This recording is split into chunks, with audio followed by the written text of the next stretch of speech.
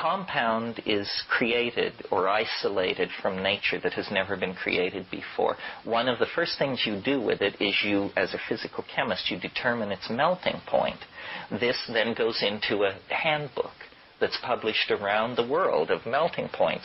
Well, the apparatus for doing melting point measurements hasn't changed greatly in 100 years. Melting points for certain compounds have fluctuated 3 degrees centigrade. We're not talking thousandths of a degree here. We're talking about all over the map kind of stuff. Rupert studied this. Got a complete set of the 20th century's published melting points. And, what is chromium dioxide? What did it melt at in 1934? What did it melt at in 1958? And looked at this, made charts showing many melting points rising with the measurements over time, took it to the editors of the publishing house that is in charge of all it. They were amazed. They hadn't a clue. It's a complete bafflement, unless you believe, that these things are wavering and that everything is less, not subject to eternal laws. Yeah. It's interesting that you said that speed of light is accelerating, that these are all going up. I mean, everything seems to be increasing, as does novelty in your terms. As we go towards this time? Yeah, I mean, it's slight, but very suggestive. And when you think about it, if you really believe in eternal laws of nature, then you just have a philosophical mess on your hands. I mean, eternal laws of nature. The universe... Yeah, the universe is a finite thing. It burst into existence X billion years ago. Where are you going to say the laws of nature were before the universe existed? And don't forget, we're not only talking about laws of physics. That's one thing. What about the laws of gene segregation? Where were they before biology existed? What kind of a question is that to even ask? Clearly we're in a sort of a loop here of ignorance. It's ignorance that generates questions that have no meaning, And so the universe is a thing where habit constrains, but novelty overcomes that constraint. And once overcome, new levels of novelty become incorporated into the old set of constraints. I mean, like, for instance, take Manhattan. Manhattan is an incredibly novel addition to the geography of southern New York. And yet, once in place, it has its rules. You don't break them. If you break the rules, you'll be run over by a city bus or mugged or something. So novelty establishes new domains of constraint. And then out of that constraint, new novelty emerges.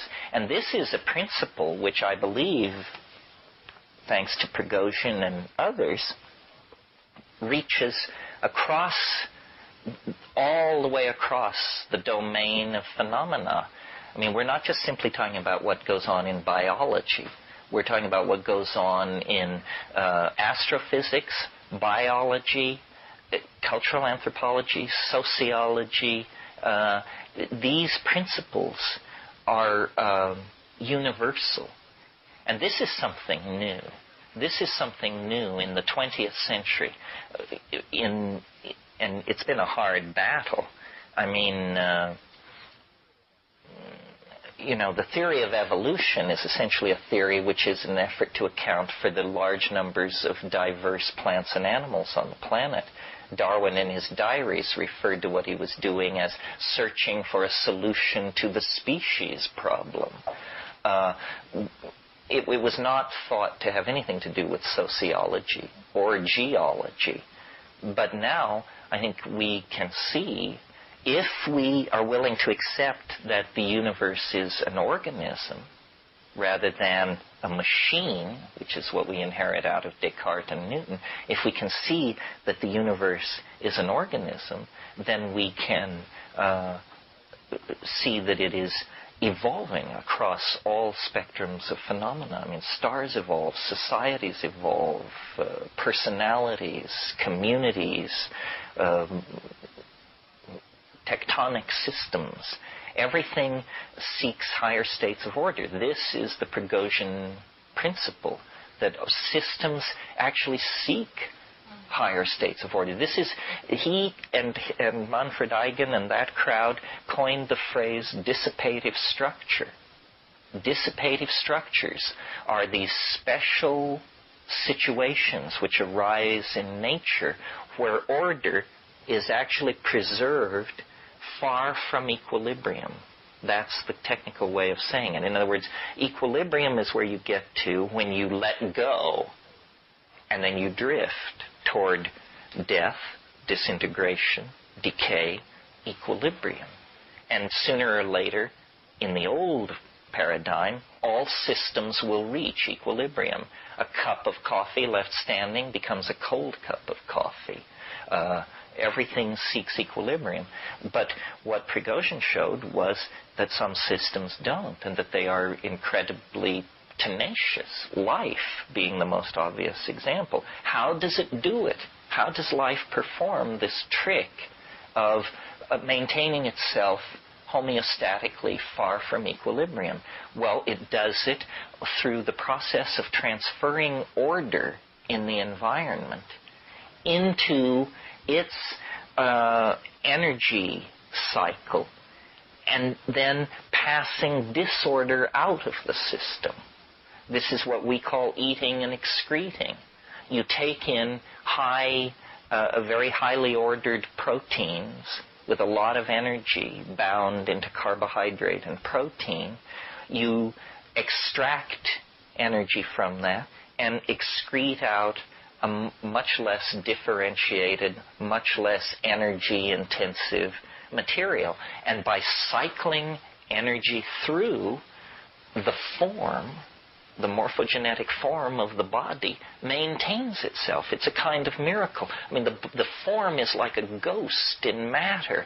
The matter flows through it, and the form puts the matter through a series of contortions that allow the form to exist. And as long as the form, the organismic form, can obtain high-grade stuff which it can get energy out of, it will maintain itself far from equilibrium. And through the miracle of genetics and heredity, this maintenance of a state far from equilibrium has been going on this planet for several billion years. And of course, mind emerges out of this. Mind is a phenomenon of metabolic activity, where, so far as we know, where there is not metabolism, there is not consciousness.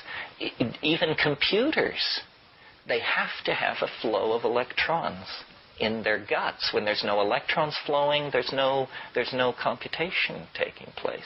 Similarly for us, when there is no flow of electrons, no charge transfer, then you're dead. And there's no coming back from that. But if you have had children, look what's happened. Half of your information has been kept alive in the non-equilibrium thermodynamic state of the dissipative structure, which is the species, you see.